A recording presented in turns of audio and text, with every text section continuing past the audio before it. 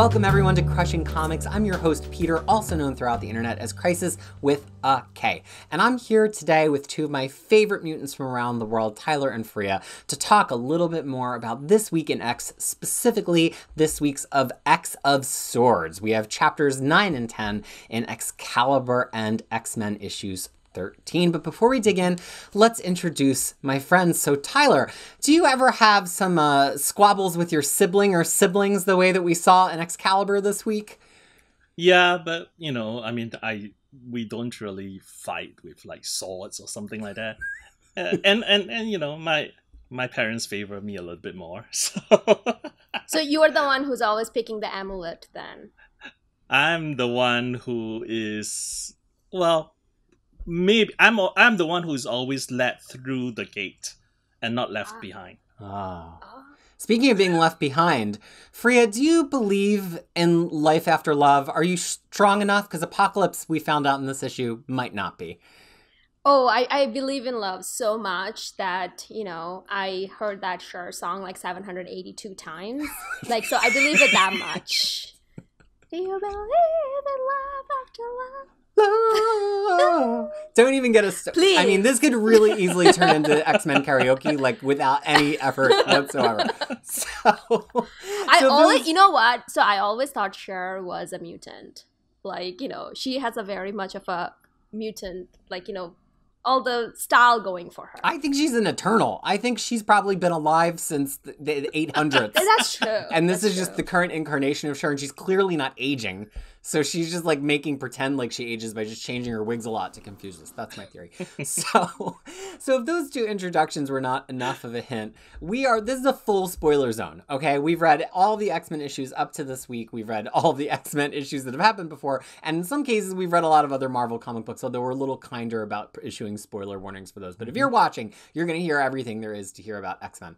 And so we've got two issues this week, which are by the two architects of X of Swords, right? We have Excalibur by Tini Howard, which really feels, I think, far apart from a lot of the other story, but very close to a lot of the previous Excalibur story. And then we also have X-Men, which gives us some more background into this lost world of Arakko. So before we go in much deeper, you know, we always like to get a first reaction so people can decide to hate us really early in the video. Tyler, what's your kind of initial off-the-cuff on these books this week? I mean, it is definitely a step down from last week, and I feel like these two issues are a little bit drier than, you know, I mean, it moves certain things along, but not in the way that excites me last week. What about you, Fariha? So those of you who knows about how, like, you know, cutoff date works for comic, today is actually the last day for the cutoff date of X of Swords hardcover. I was really tempted to cancel my order after reading today's issues. Ooh. Wow. I mean, you know, it's kind of, I don't know whether that tells you where I am. But then I remembered all the plumage versus tassel from last week. So then I'm like, yeah, I probably get to keep it for the time being. At least we have that discussion in that hardcover. So I mean, I don't know whether that's a, you know, indicator of how I'm feeling this week. You know, I definitely liked Excalibur a lot more than X-Men, and we'll get into the why of it, but I do feel like Excalibur, despite having some really delightful R.B. Silva art, it really just struggled with some of the action and the scene transitions in a way that kind of took away from really how truly fun it was for me as a longtime X-Men reader to see all three Braddock siblings in on a plot together, and we'll get into that. Whereas X-Men, look, you know that I tune out during these like very Dungeon Master Guide like type of issues of X-Men, and I think that tells you all you need to know, but I still have things to say about it. So it sounds like, you know, last week we were just high on the comedy, and this week we get the barest hint of that at the start of Excalibur because King Jamie Braddock has the Sinister Cape on top of his existing cape, which is such a good gag. It's so funny. I love that though. And I love that they did not even mention it. It's just there. It's just if you hadn't read last week, you would have no idea like what is going on. You would. Yeah. And I like that. I mean, art-wise, I think that these two issues are just a little bit of a step down from last week. but it is he's still saying that strong. about RB Silva, folks. I know, and I'm a huge fan of his art. Well, something I would say about Silva's art is we know that from House of X and Powers of X, Silva sells that kind of like sumptuous, almost like Renaissance-y beauty. He also has like an Art Deco quality to some of the framing, and we saw that we were obsessed with the way he drew Magneto. And I think that is kind of right for looking at the art of what the center of Otherworld should, even looking at one of these first big splash pages of them in the hall with all of the statues of the Captain Britons. He's great at that. Anything that's going to have like a stained glass window in the background, RB Silva's going to kill it. And so I think he was probably the right choice. I just think that there were some moments of discontinuity in the art. I don't know, Freya, do you love him as much as you've loved him previously here? I mean, the art was fine, but I think it's because the story was also too dry, and then it was kind of jumping all over the place. And I think, Tyler will probably have a little bit more to say about that, like some of the abrupt changes to things that were happening. And I think that took away from the art as well. And I know we talked about it before, but Saturnyne looks so much like Emma Frost. I had to constantly remind myself that it's not her. And I think that also annoyed me a little bit because I kept on having to remind myself that who this is. And she also acts like Emma Frost in a lot of the ways. So it's just like, so I think that was like a bit of a struggle. And to me, I always kind of look at I can overlook art if the story is good. But the thing is, like, if the story is bad, even good art cannot bring me back, if that makes sense. So from that point of view, I was like, kind of struggling a lot with the Excalibur issue. Well, let's get to the heart of the story in this Excalibur issue, and then maybe that'll help us find some more intrigue as we dig through it. So this has a lot to do with the origin of how Captain Britain works, both here and elsewhere. And actually, I think the issue itself did a really good job of recapping it. Even as somebody who knows this story pretty well, I was like, oh, right, that's how it works. When Merland or Roma in the past appeared to Captain Britain in any of the many versions of the multiverse, they offer them an amulet or a sword. And the idea is that, of course, you would think to take the sword, Excalibur, Lady in the Lake, all of that. But to take the sword is kind of an act of aggression and anger and maybe some hubris of your own. And so if you take the sword, you can't really be Captain Britain. And so people are supposed to take the amulet. Yeah. But here we are in X of Swords. So swords are important. So you're getting this kind of sibling rivalry between Betsy and Brian, where neither one of them want the sword. And Betsy already has her own psychic sword, but Brian won't take back the amulet. And so they can't, usually they actually get along okay. But it's like this kind of very classic sibling kind of tit for tat fight between them about who should be the one who has to take the sword, which in turn would invalidate them as Captain Britain. Yeah. And I mean, it's not mentioned often, and I think a lot of people forget about it. These two are twins. That's right. Yeah. Brian, I feel, often comes off as being older, but they are twins, despite Betsy's natural purple hair. And, right, she doesn't dye it. It's actually purple, right? Anybody? I think it's always purple since she first appeared. And I enjoyed some of the nods to their childhood. Like, he's like always the tomboy. People think of her as this very, this fashion model character, which is part of her story as well. But, like, she's been rough and tumble. And I think that the kind of ninjification of Psylocke has often wiped away some of our memories of who Betsy was personality-wise before then.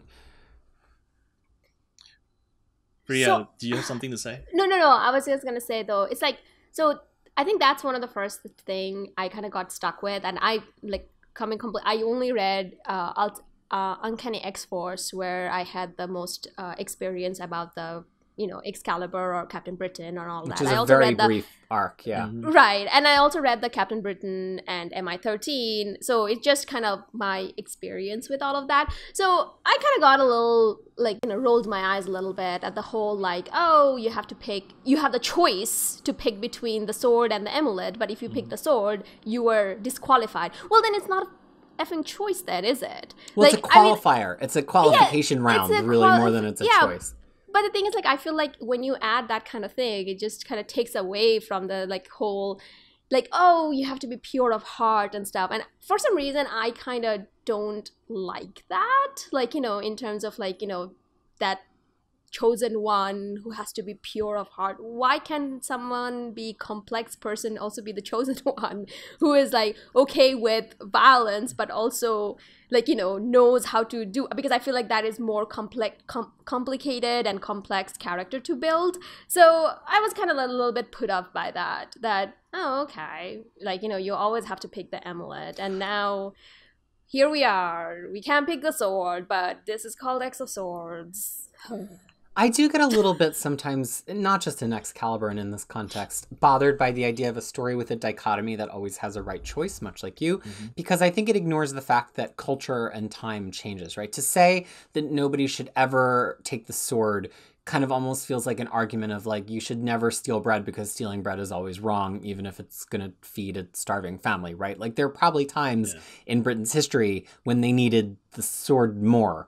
And I get that the whole idea of the Captain Britain Corps is like, it's this very kind of like, you know, big Boy Scout Superman sort of thing where like you shouldn't have to have the sword. But I think it also kind of in a way can be a little bit disconnected from reality. Like, why would you not take the sword if you need the sword? So I get why that it's like that from a story perspective, but I kind of agree with you that it's more complex to me and more interesting if it's actually like, this is the sword phase. This is the time we want the Captain Britain to take the sword. That to me is like a little bit more complex and a little bit more interesting as a plot point. But the other two, I mean, in the sword info page, right? The other two names that were mentioned, they do have quite interesting stories, right? Like Kelsey Leigh is actually Lionheart. Yeah. And she appears in Avengers by, you know, Chuck Austin. But I've not read the thing. I just Googled. I have a Captain Britain guide if you want to find all those issues, but notice that none of us are recommending them. Yeah. Yeah, and then the other person is Albion, which is an alternate of Brian Braddock. And he also chose the sword, and his world did not turn out well for him choosing the sword. Right. So I think it doesn't mean that if you choose the sword, there will not be good stories. It's just, I just think that, like, you know, you will not be part of the core in the past, which I think has changed in this story. And there's something else interesting, too, which is that Courtney Ross, or Saturnyne, I think of her as Courtney Ross, of course. Yeah. She's her one thing that's the same across all realities is she's obsessed with Brian Braddock. And there's this moment that, while it's funny, I think kind of like gave this issue its point, where he kind of has to take the sword in the middle of the one fight, and she says, "This is heresy. Put that ridiculous old sword of mine down and take these fraudulent captains to the prison cells for me." Her obsession with Brian is such that she needs him to be a certain way. It's kind of like when you have a crush on somebody when you're a kid, and like you're only interested in your version of them that you have a crush on, and then you like find out something else about them and you discard that. Or like when you like a celebrity and then you find out that they like, you know, are, you know, hate you and all of your friends because of your identities, but you still want to be a fan of that celebrity. Like you don't want to let it into your version of the picture of that person. And so she's like, this version of Brian who would take the sword, that doesn't fit with my fantasy. You're going to have to put the sword down so you can participate in my Saturnyne Brian Braddock fantasy. I can relate to that celebrity thing because, you know, Dean Cain, ex-Dean Cain fan here. Oh God, I can't even. But anyway. But it's funny because she's portrayed as this all-powerful character who can like, do anything. But even she has trouble kind of reconciling the reality of the choice. Of course, we find later that it's kind of all one big double cross. But in the moment, she can't even reconcile that Brian might take the sword because that spoils the version of Brian that she's obsessed with. Yeah. Fariha, I have a suggestion for you. You should shift your obsession to Tom Wellings. Oh, I'll look into that. He matured really, really well. Okay, I'll look into that. Really well. Yeah. I mean, you were asking me to get my 9-year-old Lewis and Clark obsessive fan to you know. That's when I realized that Twitter was a mistake. Sorry, there's nothing to do with Twitter. Nothing to do with X-Men. Well. Yeah, we can talk about that later. Okay, we'll talk about that later. Well, but Go ahead. Sorry. I was just going to say, I do think the cost of idyllic love is actually a pretty specific theme across both of these issues, which I think is welcome for a Jonathan Hickman participating event, because he doesn't usually have a lot to say about love, but this concept of like your image of somebody that you're in love with doesn't mean they have to be that is pervasive both in Excalibur and, as we'll see shortly, in X-Men when it comes to Apocalypse. So I have another question for you, Peter. Okay. Because I think you read a lot of Excalibur, a lot more than me and Captain Britain. Is the sword... Why is the sword presumed... I know. But why is the sword presumed to be from Galador? Okay, this was my first question. So we've not been talking as much about the data pages because they've mostly been about slices of Otherworld or swords, and we're like, whatevs.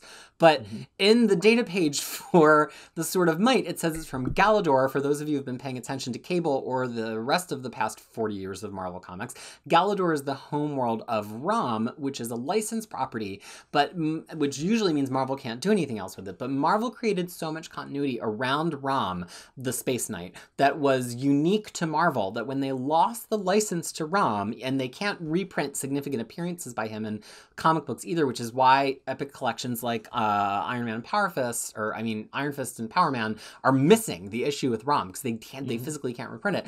But they retain the rights to all of the continuity that they made around him. And so they've kind of turned this idea of Galador, their home planet, and the Space Knights into this pervading Marvel thing. Hickman has referenced it before in his Avengers run. But I think this is new information that the Sword of Might is from Galador, the same place that Cable's new sword is from. I was like taken aback by that. Yeah, I know. I mean, I was kind of surprised too, and I tried to find some information about it, but nope, nothing. So it's a retcon then? Well, kind of, I guess, unless. Or maybe, you know, the origins of sort of the sword has never been specified before, so it's not really a retcon, but just like filling in a bit of history for fun. I don't know. I'm pouring through my Captain Britain guide to see if there's any issues of Rom that he ever appeared in, but he was, you know, people forget this, but he was. Actually, okay, so he does appear in Rom Space Knight number 65. Brian is the head of a wordless charge full of international heroes from Contest of Champions rushing to assist Rom. But that is his only crossover into Rom Space Knight, and I know this because I have the most definitive guides to Marvel characters on the internet. But if you wanted to catch up on all of Captain Britain, I do. There's 3 hardcovers, right? These 2 Captain Britain hardcovers. I should have brought them up for this. And this one Captain Britain omnibus, which is one of the rarest Marvel omnibuses to find. And they pretty much collect everything that he had ever been in before reaching Excalibur. And what people forget is there was really not a lot of crosstalk between Captain Britain as a Marvel UK character and the American comic books. Only really when Claremont bothered to create crosstalk was there crosstalk. So like he appears in Marvel Team Up, he appears in an issue of Captain America, that's not Claremont, and he appears in, you know, an X-Men annual to introduce the Psylocke, and that's pretty much it. So there were American characters in the UK that appeared in his stuff, like Black Knight, but there's no concept of like Captain Britain on panel at the time interacting with American heroes that would kind of suggest these points of retcon. Sorry, I went off. I love Captain Britain and I can't help myself.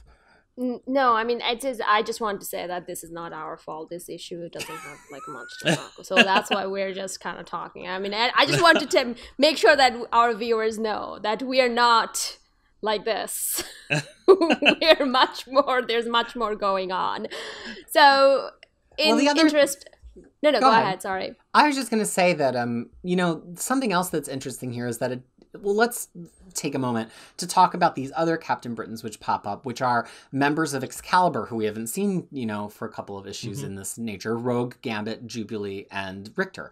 Now, we know that in some cases, other things have happened to those characters. Richter was part of Apocalypse's creation of the Gate on Krakoa in Excalibur 12. So let's not forget that pretty recently, Jamie Braddock fractured the number of realities and created this one fracture where everybody else in Excalibur were Captain Captain Britons. And that's who we're seeing here. So when Jubilee gets killed here, it's a version of Jubilee, but it's not like Jubilee just died kind of semi-off panel. It's just that version. And so that version of the rest of the team is now showing up to potentially rescue Betsy from her imprisonment in the Tower of Otherworld.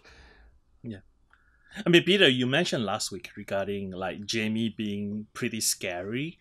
And we see something. I mean, he appears briefly here, that particular Jamie, that particular scary Jamie.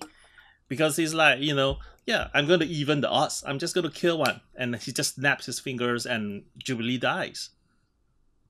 And that's very much the Jamie that we knew. You know, I think of the cover, it was probably in the 50s of Excalibur, where he's on the cover and he's got his fingers in all of the threads of reality and all of the Excalibur characters are becoming distorted around him. That's the Jamie that I know. But I do think it's interesting that at the end, it kind of turns out that they were semi all in on it, pretty much.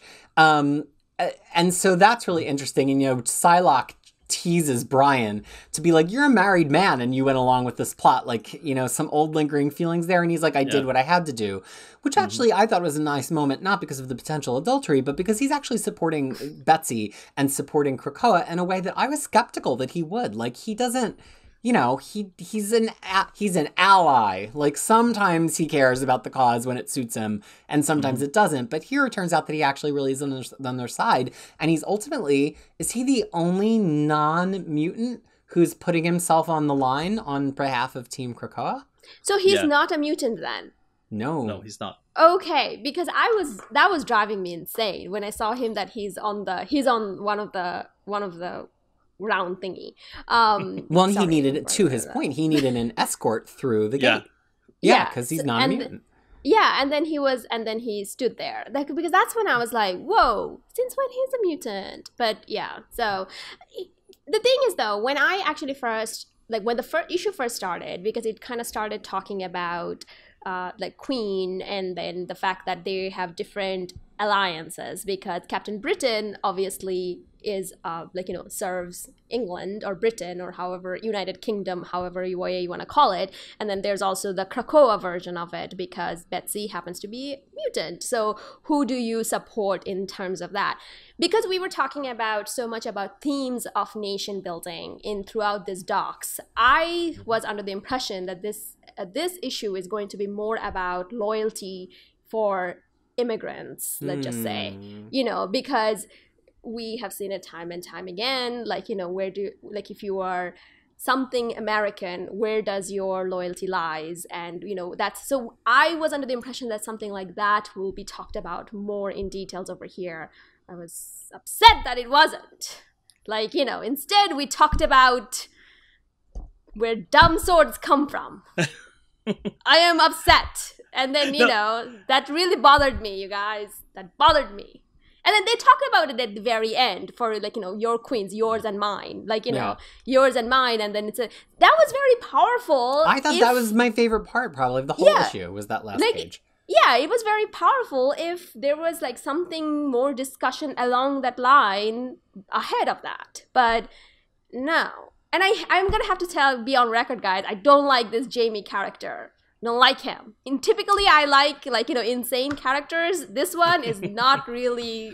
We might have to do a bonus episode where we get Fariha to read, like, 2 specific Jamie arcs from original Excalibur, just so we can get her reaction to, like, original flavor Jamie. So I want to talk about one specific kind of look and feel thing about this issue, and then I'll let Tyler close it out. So there's a lot of caption boxes in this issue. Caption boxes being the square captions where it's not somebody's thought, it's just a narrator, unseen, unmentioned narrating. And I actually like caption boxes. But I think there's a problem here where the letterer probably should have styled them differently. They're all in just plain white, which is the same as all of the normal thought balloons and word balloons. And sometimes they also quote somebody too. Like at one point, you know, it says, as Captain Britain's brothers, you must be used to this sort of outburst from her, and it's clearly Saturnyne.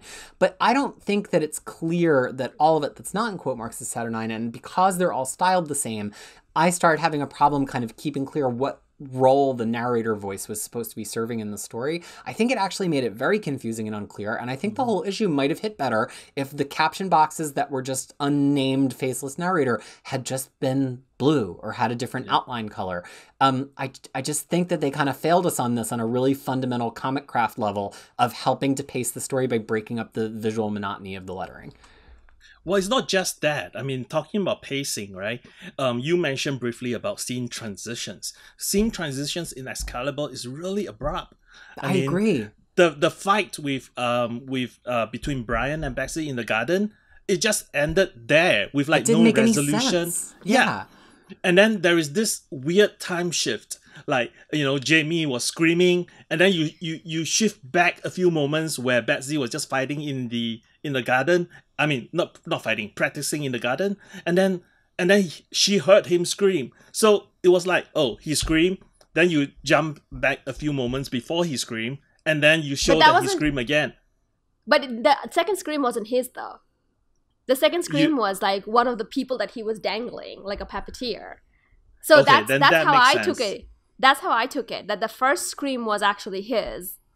Like, you know, either he got surprised, but the second one wasn't his. But the second one, it says guards. Like, he said, guards. So someone is calling for guards. Yeah. I read it as like, gah! I did not because I did not read the last letters. But look, here's my point, which I think encapsulates all this. I don't mind thinking hard when I'm reading a comic book. I like comics that challenge me. But I think that if you're causing the reader, the viewer, to be thinking about, like, I don't understand how that body hit the ground, or I don't understand who's saying this yell, that's not plot complexity. That's a failure to execute on the principles of what makes a comic good.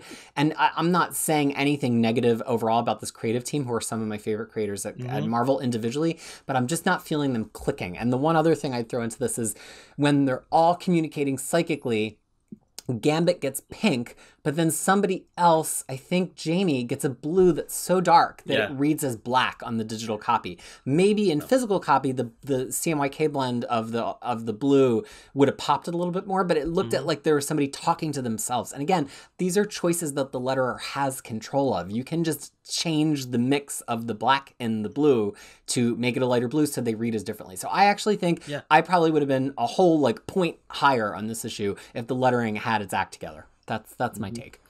No, I agree with that because it took me the second round to realize that Jamie is coming in. You know, he's like tapping into that open line right now, and I was like, okay, why is it not different? And then I had to look closely to see that it's blue. It's a really navy blue, and it's really black. Like, I mean, it's almost as good as black. And here's my narrator box in this. It says that it was not done right. Or it was confusing for the gang. All right, so Tyler, wrap us up on Excalibur. What's your parting thoughts here? So my thoughts at the end was that now that Saturnyne realized that she got played at her own game, will she be fair? Do you know how impartial is she as an arbiter, right? Like on one side, she's like the neutral Olympics judge. Yeah. But then on the other side, she's the one who's dictating all the rules. Like, who knows if she's going to judge it fairly, especially because she has known allegiances with some of these characters and against some of these characters. So is she going to be able to take it if Brian gets killed? Like, is Saturnyne going to allow that? Or if Betsy's going to win, is Saturnyne going to allow that?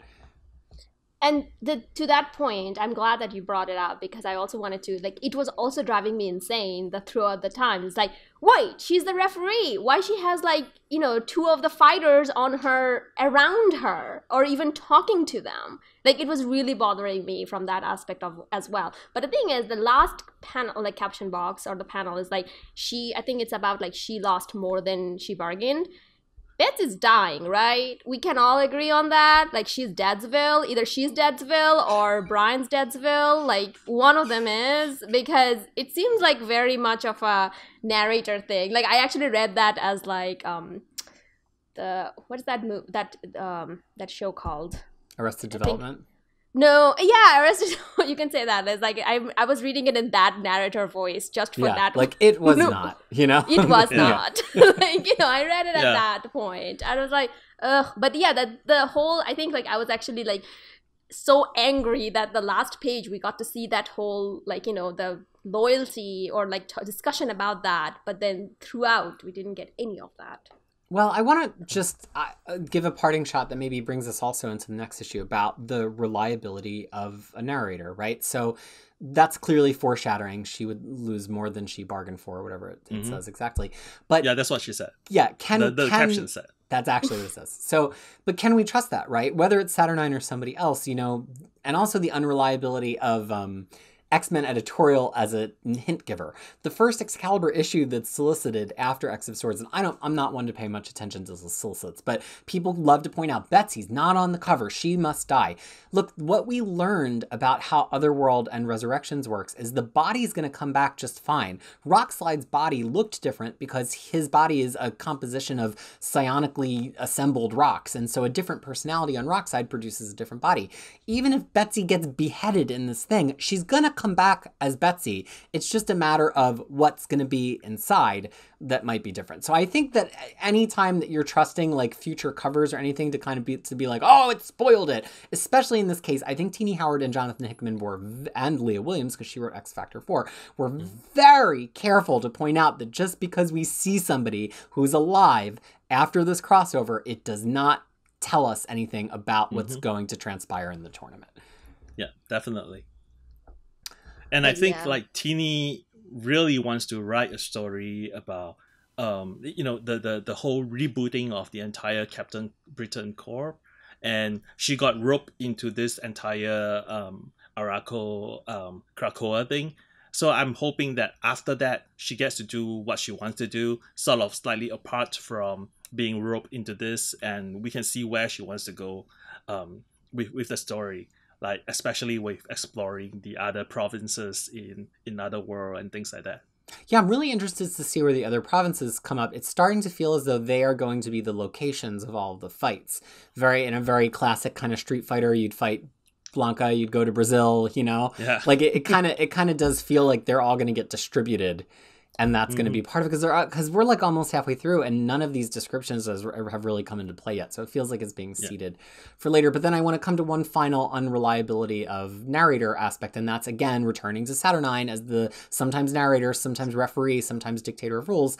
And to make Fariha's point from earlier, she knows who's supposed to have every sword. She's the one who put the riddle in Polaris's brain, or whoever's brain got the riddle. But she's actively trying to make Brian put down the sword. But she knows that Brian is the answer to her own riddle. What do you think is going on with that? Who gives a shit? Like I don't care. It's like, I'm done. Honestly, I'm so over with this because I told you before, I don't like riddles. I don't care for them. Like, you know, and the fact that it was her own doing, and then there was like a new sword that came out, which is like, and then, who cares? Well, like, before we lose Fariha. Oh no. Hold on. And the thing is, like, we have so many mutants, so many awesome mutants that can take place, and we're putting Brian the human in the team. Every time we talk about it from now on, I want to have like a soundboard where I can cue Fariha going, Brian the human. Brian the human. Who but cares? It's not like, their choice. That's the problem. Oh man. I mean, the problem is that it's not like, the reader said this, but Krakoa decides that like we need to send this person in, and therefore this person comes in. Well, now let's move on to X-Men 13, whatever. and if Fariha was done with that issue, we've reached the issue where I am done. Yeah. So we open up in the Healing Gardens, where Banshee, as we have learned anything from the past 20 years of X-Men, that it's always fine if Banshee's on his deathbed, no one cares, because they are focused on healing Apocalypse, who is just thrashing around and has some things that he wants to do, but also, if we remember correctly from the last time, Xavier and Magneto probably were like, bye, bitch, to him on his deathbed. deathbed, he has like a sucking chest wound as well. And so that's where we open on this issue. Because the eggs are taking some time to grow, so if they let him die, he might not make it to the tournament on time. Yeah. Do you think it's the right move to heal him? Like, do you have to? Were they going to default if they didn't heal him? Well, before we get there, I just want to talk about a little bit, just one sentence on Banshee, because he's like looking over at Apocalypse, screaming and groaning. He's like, "Shut up already!" And then he turned over to the other side and stopped looking at it. It reminds me of like a scene in like a hospital drama where there's like two people in a room and the one person is like dying and the other person's like, "Get me my painkillers," and they've like cut their hand or something. The person who's dying is like. I was laughing when I first looked at the first page. I was like, man, that's such like, you know, such a sassy move, and it's like such a throwdown by Banshee. It's like, oh, can you just shut up? Well, and I'm always charmed by any time that Hickman can make us feel something. But also, I felt like I hated Apocalypse more and more and more as this issue went on, and it was not even like in a villain. I hate this villain, but just like shut up. But we'll get there. So back to the question, Fariha, do you think it was worth it to heal Apocalypse? Like, sure. Would they have lost the tournament if they didn't? Maybe, I don't know. Who cares at this point? Sorry, I don't. But he's a mutant. He's not a human. Oh, that's right. That's true. He's the first mutant, right? I mean, of the second generation of mutants. Oh yeah, apparently. That's true. Sure. No, I think like I feel like that was also like a plot contrivance. It's like, oh my god, we threw out all the eggs. Now we have to do it. I'm like, you didn't have to do it if you did the right root cause analysis, as I told you last time, right? One of the greatest hits of our channel. Right. But like, you're talking about Go Balls. Go Balls is like, no, let's burn it. Right. So the thing is, like, you know, he like, so we're just, and that because of that, now we have to do all this healing and, you know, wasting so much of the resources and the time. Someone had to hold him down, and then, you know. Right. Polaris is holding him down, and Hope is like personally overseeing this when she should be like involved in the egg process. Exactly. Also, not so only resources on the island, but page resources. It takes 4 pages to heal him in a way that gives us nothing for the plot. It's just about everybody standing there watching him be hurt. And if this was a comic from 1976, he would have been healed in half a panel. I don't understand why we needed 4 pages. And but that also reminds me of my, you know, engineering corner of Fariha, is because it's like, this is what it feels like when people messes up in plans and don't do proper root cause analysis. It takes that much longer and that much extra resources that could have been used elsewhere. Jeez Louise. Well, we will pretend that these 4 pages of comic book real estate are an ode to the problems and costs of a poor root cause analysis. But now let's delve into the center of this issue, which Apocalypse feels just well enough for story time with Blue Daddy. And story time with Blue Daddy in this issue is filling in probably the final piece that we were missing, although it feels like there's a little bit more that he kind of skips at the end. Yeah. That, you know, started with a little hint in Powers of X4, continued in X-Men 2, continued in X-Men 12, and this is the next epic chapter of him having loved and lost in the world of Arakko. So Tyler, I think of the 3 of us, has been paying the closest attention to this. So here I'm going to turn it over to him to take us through a little bit of what we're learning about Arakko here. Well, basically, I think we assume that, you know, they lock down the chasm by, you know, by trapping the 4 Horsemen and Genesis there, but it turns out to be not the case. It's like, you know, they actually were winning. Yeah, that to me was the most significant part. It always felt to me like it was one of those last minute, like, plunge in the sword. No, I don't want to. But it wasn't, I mean, this conversation turned out like that, but it wasn't in the middle of a climactic battle necessarily. It was a strategic choice made not under particular duress. Yeah. And also, I think there was one part which was made really clear, is that the sister of Genesis, she's like, no, you guys are going to lose, and therefore I'm switching side from the beginning. Right. It's like a sports fan who starts cheering for the Dallas Cowboys midway through a season when he realizes that they're going to go to the Super Bowl. It's, like if you want to remain undefeated, sometimes you have to make some tough choices as an Eagles fan. And so that's what we see right here, that if she wants to be the undefeated, at some point she kind of defects. But also there's a really interesting theme throughout this issue of like Apocalypse being the not as strong side of this relationship. He's kind of like the stay-at-home dad, and I say this as a former stay-at-home dad, but he's the stay-at-home dad in this relationship, and Genesis is the breadwinner. Like she's in charge right here, and there's nothing wrong with that at all, but I don't think that's a way that we ever thought of. I never sympathized with Apocalypse while I was a stay-at-home full-time dad, but now I do. Now I realize we're really similar to each other. Me and Big Blue Daddy are just practically the same thing.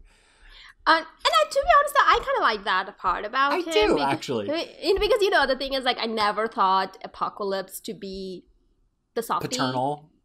Or the softie, in the relationship. Yeah. Like, and then he was, like, so reverent about Genesis. Is she a new character? Yeah. Or she's a new character. Oh, that's great. So the thing is he was very reverent of her, and then it's like, oh, she was the best among all of us and stuff. I liked that. I thought that was very nice, but I don't know. Well, and it's a classic storytelling thing, right? To take your most badass character and have them be like, this other character was the best of us. Like, it confers automatic status onto the other character of, when Wolverine's like, he's the only one that could beat me. It's like, oh, it's the only one who could beat Wolverine. So, it's sleight of hands. Hickman's just passing one thing to the other. But Fariha, you've met, as Hickman's future wife, you have read all of Secret Warriors, right? Yes. Is it just me, or is this whole, like, putting a mask on that takes over your body, was that a plot beat in Secret Warriors too? It was. Okay. Yes, Hickman's got his kinks, Yes. It was. Like, I thought about that as well, because as like Peter said, as Hickman's future wife, I memorized all his comics, so I remembered that too. Now, I will say, I think that was probably my favorite moment in the whole issue, is they have like a box that turns into a book, that turns into a mask that crawls out of the book, which is like, there's only 3 of you and one of you has to put me on your head. It kind of reminds me in like The Dark Knight when the Joker's like, and now we're having tryouts, right? It's like, who's going to put it on their head and have their body be consumed in order to tell this message? Like, that's a pretty cool moment. I'm almost definitely stealing it for my next Dungeons and Dragons campaign. Like, it's just a really cool moment. It's a good moment, but the thing is, like, I feel like because of the way art is, I was always confused into which side it is coming from. Like, they broke the 180 rule a couple of times there to be able to show them from the back and show them from the front. Yeah, so I had to kind of figure that out, that, okay, how is this working? Because at first I thought it was on the Apocalypse side that brought the box in, but then it's like, no, that wasn't the case. It was on the other side. And then one of them opened the box and then looked at it like, oh my god, the way we collectors look at damaged books in the box, that's what the face was. And then it's like, yeah, put me on. And it's like, okay. And I was like, and to be honest though, I'm always kind of scared, like, freaked out by face hugger things, like from Aliens and stuff like that. So that kind of really freaked me out. I was freaked out. And then the body just kind of disintegrated. Yeah, like got eaten into the just to define the 180 rule if people are not film or comic art buffs. So if you have 2 people talking to each other, right, and the camera's looking at them, but then in the next shot they're like this, you're like, how did I get to the other side? So usually in a movie, if you want to, or especially in this case where we're looking over one shoulder, I guess you're the camera, you're looking over one shoulder at the other one, you need to like have some interstitial moments where you're showing the rotation, or else all of the people who are watching or reading can't tell what happened. And that's what happened to Free here, because there is a point where we're over the shoulders of the enemy contingent and we're hard on Apocalypse's face, and then the next panel is looking out from Apocalypse's face, and we had no interstitial panel kind of showing them from the side. So it's not just, we're not just nitpicking here, like this is how you form a storyboarded narrative, and it's missing a step, and it's fine. You can make that in a comic book. You have more opportunity to pick your shots than in a movie where everything's currently in motion, but some of the same rules apply and can lead to the same kind of confusion, I think, is our message here. Yeah. And Peter, I think in Hoxpox, you and our still in the embryo egg form Zack, often talk about how Hickman That egg was uses... ruined, so we're still waiting for a new egg. Yeah, Okay, it's going we're to still take waiting for days an to start cooking another Zack egg. Yeah. Oh no. Yeah. Weirdly, yeah. Well, That happened. anyway, you guys were talking about how Hickman used the scalpel and try and like strategically like retcon certain things. And I find that this particular scene with like, you know, with Genesis telling Apocalypse, like, Peter, can you enact that scene? So, you know, they get the message from the gold mask, and Genesis is like, we're going to seal the breach. We're going to hold as long as it takes. You've got to, and Apocalypse is like, take me with you. And she's like, we both know you can't, my love. You're not strong enough. And Apocalypse is like, you're right. And so he gets banished to Earth where it's boring because he's too weak. And which you know, talking about Hickman and his retcons, this recasts Apocalypse's entire survival Obsession. of the fittest obsession because he was not fit enough. He was turned away from the battle for his love and his homeland. And so now he has long-lasting romantic PTSD. And that is why he is on Earth making all of the mutants fight each other, because he's hoping that the one day when the door opens up, he's going to be seen as fit enough and he's going to be kind of let back into the fray, only to find out not only was he not fit enough because his horsemen took him out in creation, but they're like not even on the same side anymore because of the drift of what's happened. So Hickman does a lot of really interesting, you know, very quick rhetorical changes in the way that we think of Apocalypse here to turn him into the rejected member of the family, which is like, I don't think anything any of us were anticipating here. And but he actually seeded it in one of the caption boxes when in X-Men 12, I think, when the summoner was telling the story about how it was being trapped, and you know the sentence that he seeded was that finally there are whispers of something worse, judgment and slavery to fate, that you were a prisoner to the whims of others. And that's how he's like doing this. Fariha, you're gonna say something. No, I was gonna say something like, and this is kind of why that, you know, I'm still his future wife, that I haven't divorced him, because it's this like little things that he does at the end of the day that kind of comes through. Because all this time I've always asked him, like, what is Apocalypse's obsession with survival of the fittest? Like, where does that come from? Like, why? If he was the first mutant, you wouldn't think that would be, or maybe you know, he's the only one, so he has to fit or whatever. But the thing is, now it's kind of contextualizes all of that, and to me, I kind of liked that aspect of it. But did it have to be a romantic thing? I don't know. Like, you know, it just like, it didn't have to be like a romance. Like, it was like, okay. Well, that's the one lasting impact of the Age of X-Men, which is what came between, you know, the end of 2018 and the beginning of Hoxpox, is that Apocalypse is now a romantic character. That's the one lasting legacy of Age of He's Blue Daddy who Fs. So wait, hold on. I'm getting a brief transmission here from Zack somewhere in the afterlife waiting for his egg. And he's drawn our attention to something that one of the little blue devils that meets the apocalyptic council says. He says, I'm the last preacher of dead religion, the last apostle of a dead maker.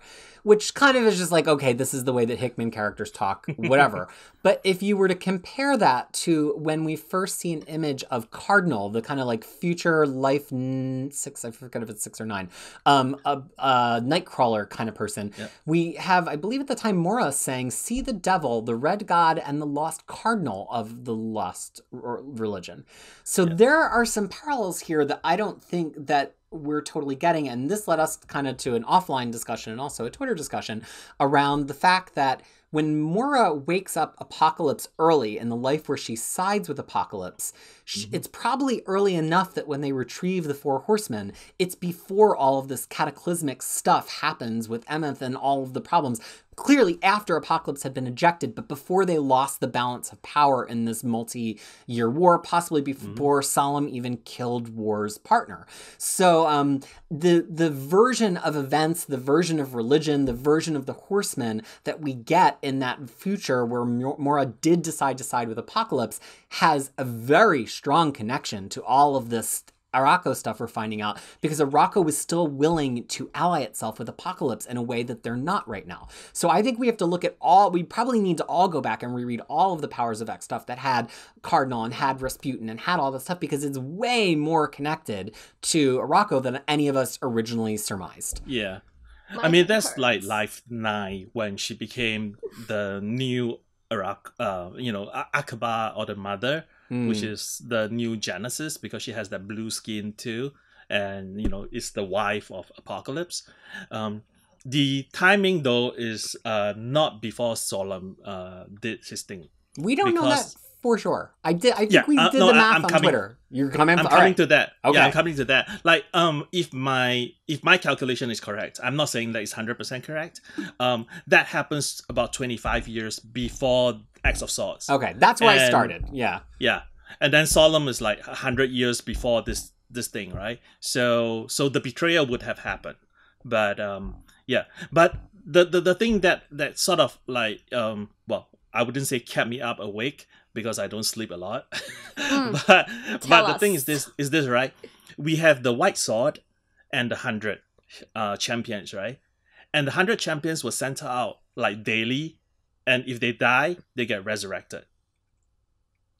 So Sound do familiar? they get Yep. Yeah. So my question is, do they get resurrected like Jamie resurrect Brian, where he's intact? Or do they get resurrected like the whole resurrection protocol, like Rockslide, where the resurrection is a amalgam of like different universe version of the 100 champions? And if they do it enough time, would there be a shift within that 25 years? So because I think in X-Men 12, it says that Genesis said that the death and resurrection cycle that the White Sword lived has become his religion, and it seems like he's doing it constantly. So maybe that 25 years, within the 25 years, something happens in the resurrection where the whole thing just shifted, or they become an amalgam of like different alternate universe versions of the 100 champions that no longer fights for Arakko. I want to follow that up, actually, because that made me think of something in the moment. I couldn't quite get my hand on it. And now that you've described it that way, I think I finally got there. I'm going to make a cooking analogy. So when you're making ice cream, right, that has eggs in it, which many ice cream has egg yolks, you heat up the cream mixture first. But if you were to just combine it with the eggs would scramble. See, this is going to connect to resurrections.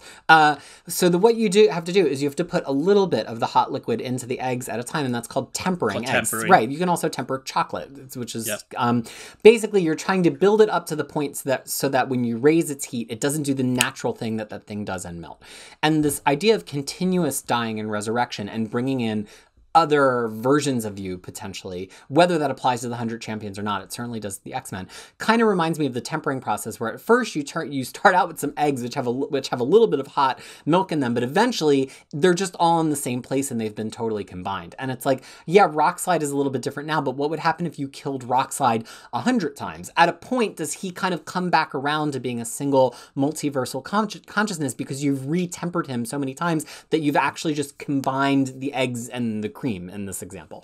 And so it definitely made me think about how that relates not just to the 100 champions, but to the Captain Britain Corps. Because if we go back to the Excalibur issue, we get a lot of talk about how like they died, but then they were brought back, but the version of them that was brought back was artificial, and like, does it count, and all this stuff. But the idea of like, they're all from different worlds, but what if at some point they get reconstituted so many times that actually Betsy herself represents the entire Captain Britain Corps, because she holds all of them in her mind because she's a psychic, almost in like a Legion kind of way. So I just think that this is when we get excited about Hickman, right? This is what we liked about Hoxpox. Every week there was something crazy like this where we could be like, what if this? What if that? How does it connect? And I think that part of how character driven this chapters have been to this point kind of makes the Hickman stuff stick out like a sore thumb, because it's like one issue of Hickman crazy ranting and then like 6 issues that are actually funny. But I think this is all stuff that we've got to hold in our brains as we go into Stasis next week, because I think we're about to see like thematically what we're supposed to pay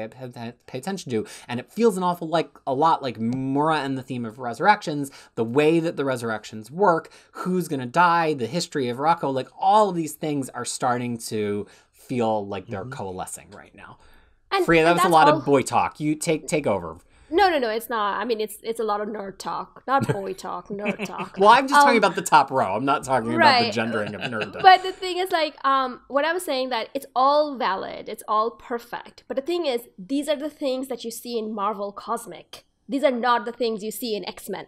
Because I'm actually currently reading Infinity Wars by Jerry Duggan. That kind of happened, and as I was reading through it, I was thinking that the regeneration protocol is actually the stones, like different stones doing different thing, and it's actually that ideas that each of the different one of the fives does to bring someone back and everything. All of this extra character moments and things like that, these are something you do in Marvel Cosmic. If you read the whole Dan Abnett series from Annihilation to all the way to War of Kings, that's how the stories usually go. And it works there because the characters are not known and you are doing all of these things. Why are we doing this in X-Men? That's kind of where I am too. Like this Apocalypse stuff is nice and all, but it's like we've got 200 named X-Men characters minimum, because we know that the 198 left us with 198 people with powers, and some people lost their powers. So there's probably 200 characters who we could be reading about, but we're reading about like these 4 horsemen and Genesis, whatever. And to a point, I'm just like, let me read about the X-Men, please. Any X-Men. I'm not specific. It can be Anil, it can be Banshee, it can be Black Tom, it can be Beak. Surge, it could be even Beak. I would even accept Beak. Sync. Skin. I'm just trying to like ping pong around the years, like just anything. Unus the Untouchable. I was so excited. Just any X-Men character, really. Any X-Men character would excite me more than this.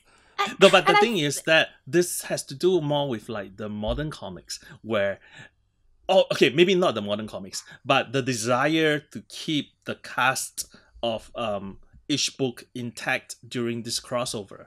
If we have separated all the stories out and run them in parallel, you have one portion of Solemn and Wolverine. You have one portion of Storm in Wakanda. Then you switch to the Howlands going into doing the shenanigan. And then you go back to Magic and Dark training. And then you go into this Apocalypse storytelling thing. Like, if you split them up and layer them in the issues, I think it would read so much better than having a week of like all highs where it's drama, where there's comedy, and then the weeks of like really dry stuff where Hickman gets to, spin his tales and talk about his bigger story that he wanted to tell. And the thing is, like, I understand that. I really love one of the things that he does is that it's all bigger challenge. Scope gets bigger, everything is like so much grander. And X-Men should be dealing with this kind of thing. But we are seeing all of it from Apocalypse's point of view, who is not necessarily the most interesting character. It just, and not even the interesting villain. So if you kind of like, I understand that this whole big thing needs to happen and the whole grandeur thing needs to happen. But I'm just quite not getting it. And maybe this is just my trade waiter personality coming in, that, I would rather, if I read it all at once, maybe I would feel completely different. But week to week, as you mentioned, that it's just highs and lows, and then so much happening to like so much data dump happening, like it just, I don't know. And I'm also not the kind of reader who is like, so like worried about certain things. And so to me, it's just like, I'm like, okay, sure. Like, Genesis was a thing. Okay. Like, where do we go from here? There's Exodus, there's Genesis, there's like, Well, in terms of where do we go from here, at the end of Excalibur, we left with 3 spots left in the Circle of Swords, Circle of 10 Swords. We see Apocalypse. We see Apocalypse here regain his sword, or at least the 2 pieces of his sword. We did get a database on 4 pieces. 4. We did get a data page about Grasscutter, which seems to be meant to be Gorgon's sword, if I'm not mistaken. The two swords are Gorgon's sword. So Grasscutter and Godkiller. And then so also... they're both ghosts. Yeah. Sorry. No, go ahead. Just that I think the final sword is going to be the Cerebro sword, right? Like, that's the... Isn't it? Okay. That's what we assume it to be based on the tarot card. Because the tarot cards has 10 champions and 11 swords. Because Gorgon was holding 2 of them. Right. But the riddle that Polaris got has only 9 riddles. So I don't know if there was a change in the story such that Magneto with the Cerebral sword is not part of the thing. Because in the tarot cards, I sort of identified, the one unidentified person in the shadows has to be Magneto with his helmet and the pointed thing. So that's where I'm sort of puzzled. Like, did they change the story, or is that supposed to be a surprise? I do want to say though that's some heavy ass sword. Like the grams, if you convert it into kilograms, that's very heavy. That's like 1,200 I know. I have been pounds. kind of thinking about that and like picking up stuff around my house. Like, no, you don't have any. Sword, you don't like, you don't have anything heavy, that's but, like, that heavy. Long and... No, you don't have anything that heavy in your 680 kg. No, it's even bigger than that. Like it's some ridiculous number. It's in grams, so you were fooled by it. But I do conversion all day long, so I can tell you it's really heavy. But the thing is, one thing I will say though, and this is where my because I love competence porn, and this was like one of the best competence porn I've ever seen. The very last page is like, oh, looks like a sharp blade. It's like, it is. Now watch me as I wield it. I thought that was, but the thing is, like, when you think about this is the same Apocalypse that was crying about his lost love, then you're like, oh. Yeah, like, he's the first of the second generation of mutants. Like, all the first generation of mutants are trapped on the other side. So they are all better than him, apparently, because they are, they're trapped on the other side. They get to go through the chasm. You stay back. Well, look, we're at the middle now. Next week is going to be Stasis, written by Howard and Hickman, and we are going to get probably the turning point of the story. I would imagine we're going to see the remaining champions identified. I would imagine we're going to get a little bit more guidance on the rules of the tournament, and then things are going to, I think, start rapidly escalating in the weeks that follow. So that is us for the day. Do folks have final comments for our ending lightning round to marry up to our beginning lightning round? Fariha? I just wanted to say that's about, the sword is about 1,500 pounds. Which sword is 1,500 pounds? The one Apocalypse. It's 1,500 pounds. So if you look at, because he done it in grams, so you were like, oh, okay. But the thing is, like, when you converted it over to pounds, it's oh, yeah, because that's 680 kilograms. 1,000 grams. Yeah. Which is 680 kilograms. I live in a metric country now. I know what these numbers mean. Yo, you know what this is. So the thing is, it's like I couldn't tell you how much I weigh in kilograms, but that's for my own psychological safety. It's like a baby elephant. Yeah, it's like... Now I'm just going to have that image in my head every time he picks up the sword. Why does it weigh that much? I don't know. That's why it's like the weight is like really big. Like, it's like it's probably about 65 me. 65 me. Tyler, do you have anything to close us out on other than sword obesity? Like, what, sword BMI? Is there any other topic we should be thinking about? I think there's one other thing which is kind of minor, because they said that the scarab is made from the vanquished Uhari Royal Vanguard, and the Uhari are related to Atlanteans, and that appears in Hickman's Fantastic Four in the beginning. I think in his run. So that's where I think Hickman likes to do a lot of these like small little tidbits here and there, and sort of like tie in his entire runs, and I find it like I like this type of things. Well, that's it for us, folks. We have survived the first of several consecutive Jonathan Hickman issue weeks and lived to tell the tale. Hopefully you lived through the episode, and we don't have to send you to the resurrection protocols too, because Zach is definitely in front of you in line at the moment. This has been another episode for now. This has been another episode of This Week in X, where we dissect everything there is to dissect about X of the Swords. Thank you so much for watching. If you want to continue to see these episodes and the occasional bonus episodes we sneak in between, you're probably going to want to subscribe to the channel. And I want to thank Tyler and Fariha so much for joining me as they do every week and being a little mutant light across the world for me. Thank you both so much for joining us here for Crushing Comics. Thank you for having us. Thank you for having us.